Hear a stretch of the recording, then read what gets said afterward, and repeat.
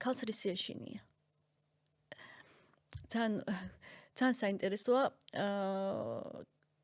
ქალის სამი მდგომარეობა, რომელიც აფროდიტესთან ძალიან კარგად ჩანს.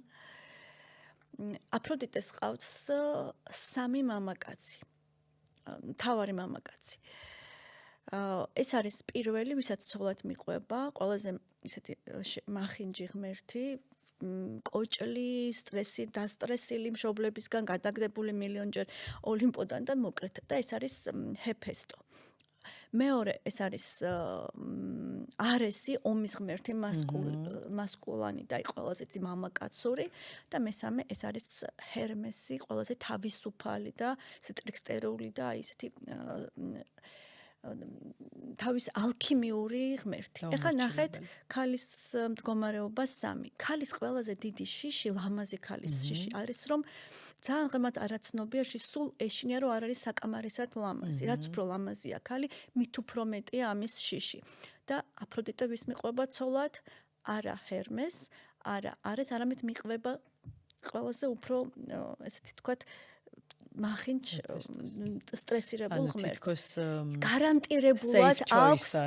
გარანტირებულად აქვს სიცოცხლის ბოლომდე სტაბილურად, რომ ამ კაცისთვის ყოველთვის ჭარბი იქნება. ამას ცოტა სხვანაირი ინტერპრეტაციას უკეთებენ, რომ თქვათ შინოდა გვეუბნება, რომ ეს სწორი წყვილია და ის შემოქმედია და ეს არის აფროდიტეს შიშია. ანუ გარანტირებულად სტაბილურ მდგომარეობას ირჩევს, რომ ის დაბერდება, აღარ იქნება საკმარისად ლამაზი. ანუ ეს ამის გარანტიას აძლევს მხოლოდ ჰეფესტო.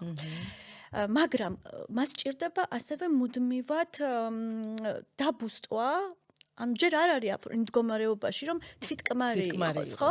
და ჭირდება გარედან იმის მტკიცებულება, რომ ის მაგარი ქალია.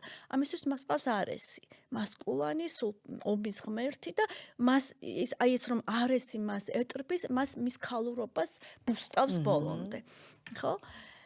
მაგრამ უკვე თვითკმარი აფროდიტე, ალქიმიური აფროდიტე, რომელიც არის უკვე თვითდაჯერებული თვითკმარი, ის უკვე შედის ურთიერთობაში ჰერმესთან, რომელიც არის აბსოლუტურად თავისუფალი ღმერთი, დაუმორჩილებელი, ამას ვერ ეტყვი წადი აქ მოდი, ახლა ჩემთან მოდი, ახლა იქ წადი.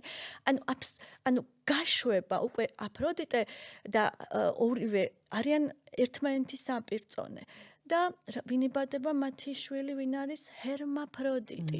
ანუ ორსქესოვანი არსება. ეხლა ეს მეტაფორა რას ნიშნავს? ან მიახლოება ანდროგინიასთან, როდესაც შენ უკვე შენს თავში გაამთლიანე ანიმა და ანიმუსი. ორივე. ხო. ეს არის განვითარების გზა.